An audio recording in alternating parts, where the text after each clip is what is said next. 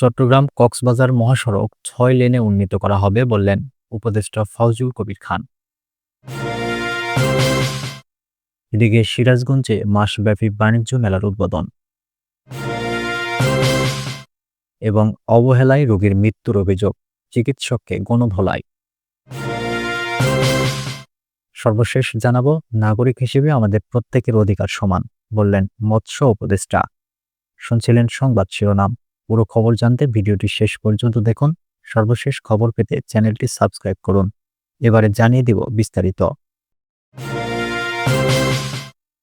চট্টগ্রাম কক্সবাজার মহাসড়ক ৬ লেনে উন্নীত করা হবে বললেন উপদেষ্টা ফজলুল কবির খান।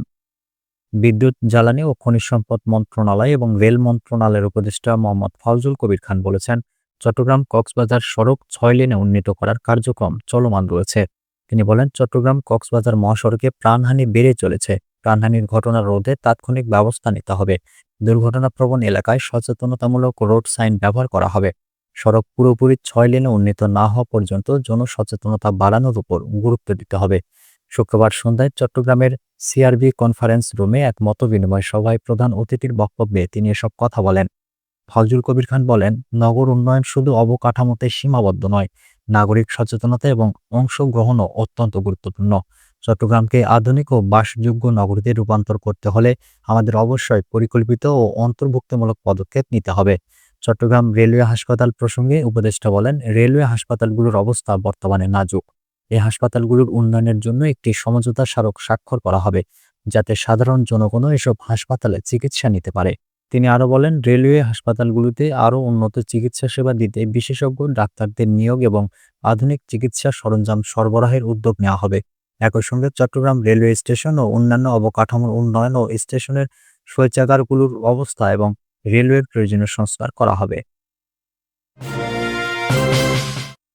সিরাজগঞ্জে মাসব্যাপী বাণিজ্য মেলার উদ্বোধন। সিরাজগঞ্জে মাসব্যাপী শিল্প ও বাণিজ্য মেলার উদ্বোধন করা হয়েছে। সিরাজগঞ্জ জেলা চেম্বার অব কমার্স অ্যান্ড ইন্ডাস্ট্রির আয়োজনে জেলা শহরের মুক্তির সোপান চক্রে এই মেলা অনুষ্ঠিত হচ্ছে। শুক্রবার বিকেল ৫টায় শিল্প ও বাণিজ্য মেলার উদ্বোধন উপলক্ষে মেলা প্রাঙ্গণে এক অনুষ্ঠানের আয়োজন করা হয়। এতে প্রধান অতিথি হিসেবে মেলার আনুষ্ঠানিক উদ্বোধন করেন সিরাজগঞ্জ জেলা চেম্বার অব কমার্স অ্যান্ড ইন্ডাস্ট্রির সভাপতি ও জেলা বিএনপির সাধারণ সম্পাদক সাইদুর রহমান বাচ্চু। সিরাজগঞ্জ জেলা চেম্বার অব কমার্স অ্যান্ড ইন্ডাস্ট্রির সভাপতি সাইদুর রহমান বাচ্চু বলেন, বাণিজ্য মেলার নিরাপত্তার বিষয়ে আমরা গুরুত্ব দিয়ে দেখছি। প্রতিটি দোকানদারকে অনুরোধ করা হয়েছে তারা যেন বেশি দাম না রাখেন। তিনি আরো বলেন, আশা করছি সময় যত গড়াবে এবারের বাণিজ্য মেলা আরও জনপ্রিয় হয়ে উঠবে। আমাদের মা বোনদের যাতে কোনো ধরনের নিরাপত্তার ঘাটতি না ঘটে সে বিষয়ে দৃষ্টি রাখা হবে সবসময়। উদ্বোধন অনুষ্ঠান শেষে মেলা প্রাঙ্গণের সকল শ্রেণী পেশার মানুষকে নিয়ে দোয়া মাহফিলের আয়োজন করে মেলা কর্তৃপক্ষ। দোয়া পরিচালনা করেন সিরাজগঞ্জ সরকারি কলেজের ইসলামিক স্টাডিজ বিভাগের শিক্ষার্থী মোহাম্মদ ইব্রাহিম হোসেন। আয়োজকরাও জানিয়েছেন, মেলায় বিভিন্ন শিল্প পণ্যের স্টল দেওয়া হয়েছে। প্রতিদিন সকাল 10টা থেকে রাত 9টা পর্যন্ত মেলা চলবে। জনপ্রতি টিকিটের দাম 10 টাকা নির্ধারণ করা হয়েছে। অবহেলায় রোগীর মৃত্যুর অভিযোগ, চিকিৎসককে গণধোলাই।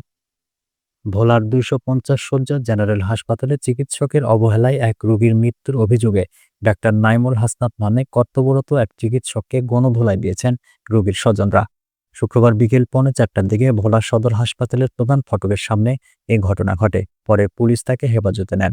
সরেজমিনে দেখা যায়, ভোলা সদর মডেল থানার ভারপ্রাপ্ত কর্মকর্তা আবু শাহাদাত মোহাম্মদ হাসনাইন পারভেজ সহ পুলিশের একটা টিমের সঙ্গে অভিযুক্ত চিকিৎসক হাসপাতালের ভেতর থেকে বের হচ্ছিলেন। এ সময় রোগীর বিক্ষুব্ধ স্বজনরা পুলিশকে উপেক্ষা করে ওই চিকিৎসককে এলোপাথাড়ি মারধর করতে থাকেন। পরে দ্রুত পুলিশের গাড়িতে উঠিয়ে ওই চিকিৎসককে নিয়ে হাসপাতাল প্রাঙ্গণ ত্যাগ করে পুলিশ। এর আগে হাসপাতালের ভেতরে রোগীর স্বজনরা প্রায় 1.5 ঘন্টা অবরুদ্ধ করে রাখেন ওই চিকিৎসককে। রোগীর স্বজনরা অভিযোগ করে বলেন, ভোলা সদর উপজেলার ধনিয়া ইউনিয়নের 8 নম্বর ওয়ার্ডের বাসিন্দা ব্যবসায়ী মোহাম্মদ মাকসুদুর রহমান শুক্রবার দুপুরে অসুস্থ হয়ে পড়লে তাকে চিকিৎসার জন্য ভোলা সদর হাসপাতালের জরুরি বিভাগে আনা হয়। এ সময় রোগীকে জরুরি বিভাগে রেখে জুমার নামাজ পড়তে যান হাসপাতালে কর্তব্যরত medical officer doctor Naimul Hasnat. পরে নামাজ শেষে এসে ওই রোগীকে পরীক্ষা নিরীক্ষা করে তাকে মৃত ঘোষণা করেন অভিযুক্ত চিকিৎসক। আর এতেই চিকিৎসায় অবহেলার অভিযোগ এনে ক্ষোভে ফুঁসে ওঠেন ওই রোগীর স্বজনরা। এরপর তারা হাসপাতালের ভেতরে ও বাইরে বিক্ষোভ করেন এবং ওই চিকিৎসককে অবরুদ্ধ করে রাখেন। পরে পুলিশের সঙ্গে হাসপাতাল ত্যাগ করার সময় চিকিৎসককে হাসপাতালের প্রধান ফটকের সামনে গণধোলাই দেন স্বজনরা। নাগরিক হিসেবে আমাদের প্রত্যেকের অধিকার সমান, বললেন মৎস্য উপদেষ্টা। মৎস্য ও প্রাণী সম্পদ উপদেষ্টা ফরিদা আক্তার বলেছেন, মানুষ হিসেবে, দেশের নাগরিক হিসেবে আমাদের প্রত্যেকের অধিকার সমান। এখানে কোনো মানুষের অধিকার আলাদা হতে পারে না। কথা বলার জন্য পরিবেশ পেয়েছি, কারণ এ প্রজন্ম কিভাবে অধিকার আদায় করতে হয় তা আমাদের শিখিয়েছে। শুক্রবার রাজধানীর মিরপুরে শাক্যমণি বৌদ্ধ বিহারে বিজু বৈশু সাংগ্রাই চাংপ্রাণ বিশু মেলা 2025 অনুষ্ঠানে প্রধান অতিথির বক্তৃতায় তিনি এসব কথা বলেন। উপদেষ্টা বলেন, এই মেলায় পার্বত্য চট্টগ্রামের জাতিগোষ্ঠীরা দেখিয়েছেন কিভাবে সংস্কৃতি ধরে রাখতে হয়। কিন্তু আমরা একদিকে সংস্কৃতির কথা বলছি, অন্যদিকে বার্গার স্যান্ডউইচ ছাড়া খাচ্ছি না। এর ফলে আমরা নিজেদের খাদ্য ব্যবস্থা নষ্ট করে ফেলছি। আপনারা নিজেদের খাদ্য রক্ষা করে চলেছেন। এত গুণ, প্রতিভা, ক্ষমতা থাকা সত্ত্বেও জাতি হিসেবে আপনারা কেন পিছিয়ে থাকবেন? তবে পিছিয়ে থাকার জন্য বৈষম্য ভিত্তিক সমাজ, রাষ্ট্র ও চিন্তা ভাবনাই দায়ী। তিনি আরো বলেন, বাঙালি জাতীয়তাবাদ করে আমরা নিজেদের মুখ্য করেছি। অন্যদের প্রতি অবহেলা, অবিচার করা হয়েছে। সবাই এ দেশের মানুষ, সমান অধিকার নিয়ে সবাই বেঁচে থাকতে চায়। এখানে কোনো প্রকার বৈষম্য হতে পারে না। উপদেষ্টা ফরিদা আক্তার বলেন, পাহাড়ে জুম নিয়ন্ত্রণ বোর্ড করা হয়েছে। আমরা মনে করি জুম নিয়ন্ত্রণ নয়, বরং জুম উন্নয়ন বোর্ড কিভাবে করা যায় তা নিয়ে কাজ করতে হবে। বিশেষ অতিথির বক্তৃতায় পার্বত্য চট্টগ্রাম বিষয়ক মন্ত্রণালয়ের উপদেষ্টা সুপ্রদীপ চাকমা বলেন, আমি শুধু একটা জিনিসে বিশ্বাস করি, তা হলো পার্বত্য চট্টগ্রামের লাইভলিহুড ডেভেলপমেন্ট। আমাদের পার্বত্য চট্টগ্রামের লাইভলিহুড কনসেপ্ট বাস্তবায়নে মৎস্য ও প্রাণী সম্পদ মন্ত্রণালয়ের সহযোগিতা প্রয়োজন। রাঙামাটি কাপ্তাই হ্রদ থেকে বছরে 2100 কোটি টাকা আয় হয়। অর্থনৈতিকভাবে পার্বত্য চট্টগ্রামকে ডাইনামিক করার কথা উল্লেখ করে তিনি আরো বলেন, এই আয়ের সিংহভাগ সরকারের রাজস্বের যোগ হয় না। আমি চাই কাপ্তাই থেকে সরকারের রাজস্ব বাড়ুক। সরকার যাতে বেশি রাজস্ব পায় তার ব্যবস্থা করা দরকার। আমরা সেই আয় থেকে লাইভলিহুড ডেভেলপমেন্টের জন্য খরচ করতে চাই। আমাদের ইনভেস্টমেন্টটা লাইভলিহুড ডেভেলপমেন্টের দিকে হওয়া দরকার।